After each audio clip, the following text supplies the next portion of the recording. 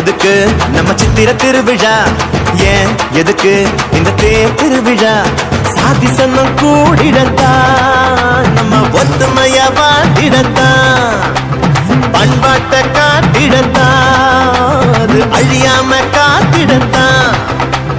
மஞ்ச தண்ணி ஊத்துறது எதுக்கு, அது மாம மச்சான் உறவு முறை இருக்கு, அடிமொழ பாரி தூக்குறது எதுக்கு, மொட்டு பூத்த செய்தி சொல்லணுமே எதுக்கு.